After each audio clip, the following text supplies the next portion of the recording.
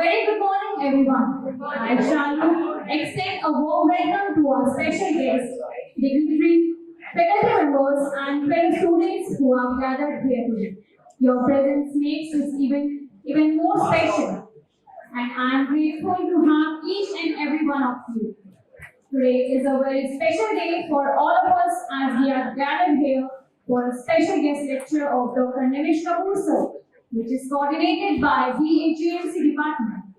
This is an opportunity for all of us to know about fact verification to combat fake news. Today we have our dignitary and director sir, that is Dr. P.K. Vashisht sir, with us. Before starting the session, I would request to our guests, dignitary and faculty members to please stand. या कुन्देन्दु तुषारहार धवला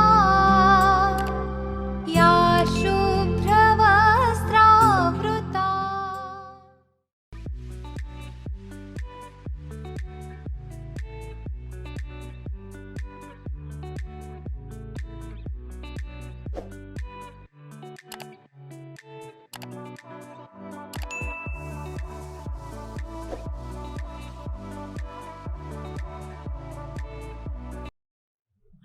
एक बार फिर से आप सभी का स्वागत है हमारे गेस्ट लेक्चर की इस खास सीरीज में।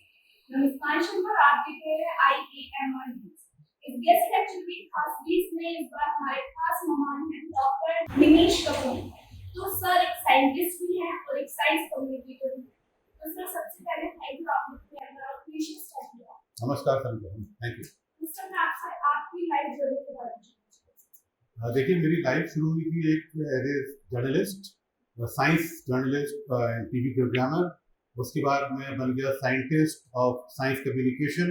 विज्ञान की बातें दुनिया को समझाता हूँ, बताता हूँ। साइंस फिल्म फेस्टिवल इंटरनेशनल और नेशनल लेवल पे मैंने किए, जो आप इंटरनेट पर अगर देखेंगे national science film festival of India और international science film festival of India, तो बहुत सारे कवरेज आपको मिलेंगे।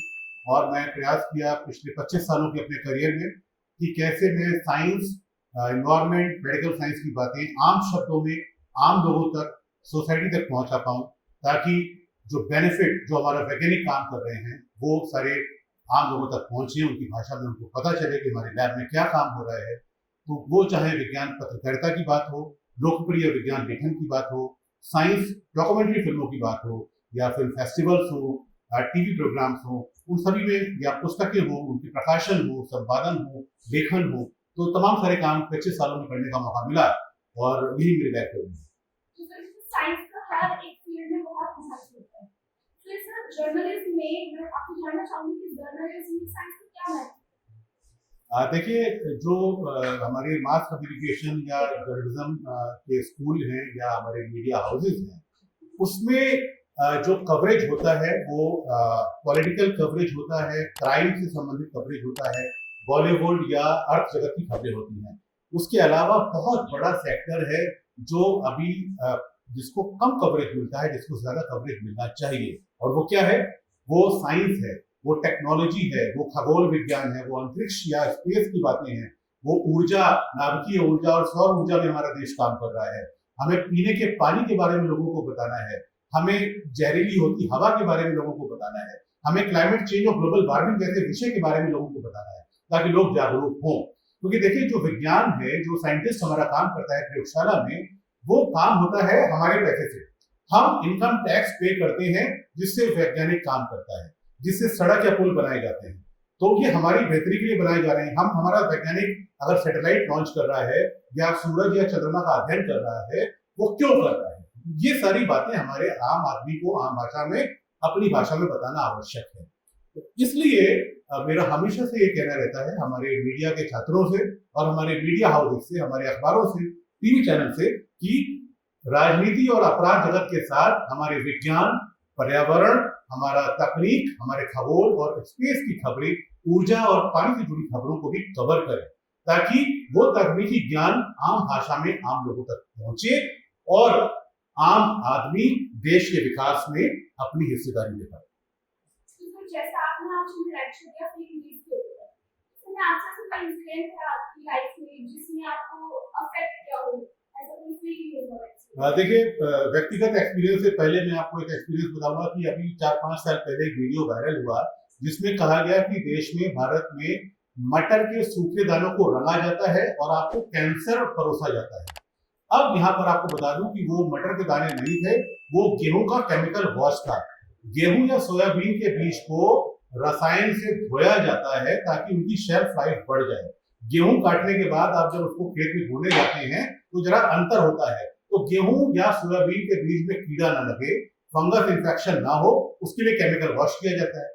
अब उस केमिकल वॉश के वीडियो को आपने वायरल कर दिया ये बता के ये मटर के दानों को रंगा जा रहा है, और देश के किसान की मटर जो देश के बाहर जाती थी, अमेरिका और अलग देशों में जाती थी, वो जाना बंद हो गई।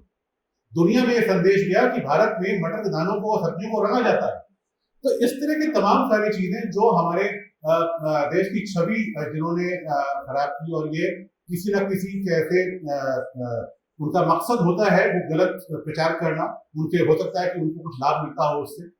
मेरे साथ एक व्यक्तिगत वाकया हुआ। मेरे पास फोन आया कि मेरा किसी परिचित ने मेरा नंबर दिया हुआ है कि उनका कोई किराए का मकान उनको देना है, तो मुझे किराए का मकान चाहिए और मैं सेना में काम करता हूँ, और मुझे उन्होंने अपना पैन कार्ड, आधार कार्ड और अपना आर्मी कैंटीन का कार्ड भेज दिया। मुझे डाउट हुआ और जब मैंने उसका गूगल लेंस पे सर्च किया तो पता लगा कि जिस सैनिक का उन्होंने कार्ड भेजा है, पैन कार्ड भेजा है, उसका वो शहीद हो चुके हैं 4 साल पहले। तो उनके पैन कार्ड का और आधार कार्ड का गलत इस्तेमाल कर रहे थे वो हमको ठगने के लिए, और फिर वो हमसे पूछते कि ओटीपी नंबर बताओ, और ओटीपी हम बताते तो हमारा बैंक का अकाउंट खाली हो जाता। तो इस तरह के आपके साथ भी ऐसे वाक्य हो, आपके पास व्हाट्सएप पर मैसेज आते हो, फोन कॉल आते हो, आप तुरंत साइबर पुलिस से उसकी शिकायत करें, साइबर सेल में उसको ईमेल करें, फोन करें। दिल्ली में बहुत बड़ा साइबर सेल बनाया गया है जो पूरे देश में संचालित होता है। आप तुरंत उसके ईमेल पर दिल्ली पुलिस को फोन करके बताएं और आपके शहर के थाने में वो सूचना दर्ज कर दी जाएगी। अगर आप हापुड़ में, मेरठ में रहते हैं, गाजियाबाद में रहते हैं, दिल्ली के बाहर रहते हैं, तो आप दिल्ली पुलिस को बताएंगे साइबर सेल में कि हम हापुड़ में, मेरठ में ऐसे फोन आए थे, इस नंबर से फोन आए थे जो हमें ठगी का प्रयास कर रहा था, तो तुरंत दिल्ली पुलिस उसको नोट करेगी और आपके जिले में, आपके शहर में वो सूचना स्थानांतरित कर दी जाएगी। तो बहुत आवश्यक है कि आप अपने सोशल मीडिया, अपने व्हाट्सएप, फेसबुक, इस पर जो वीडियो मैसेज आते हैं, जो वायरल होते हैं, उनकी सच्चाई का पता लगाएं, उसके बाद उसको फॉरवर्ड करें या उसको वहीं डिलीट करें। जैसे कि सर ने बताया, सर ने हमको बताया कि किस तरह से फेक न्यूज से बचाव हो सकता है। सर ने काफी बात की, साइंस को लेकर बात की। तो ये हमारे लिए जरूरी है कि हम अपने आप को अवेयर करें और दूसरे लोगों को भी अवेयर करें कि किस तरह से ये फेक न्यूज स्प्रेड होती है, इनसे दिन प्रतिदिन मॉब लिंचिंग के केसेस सामने आते हैं, तो इनको किस तरह से कम करें। ऐसी खास जानकारी के लिए, जानने के लिए और अपने आप को अवेयर करने के लिए और लोगों को अवेयर करने के लिए हमारे साथ जुड़े रहिए और देखते रहिए IAM आर्टिकल।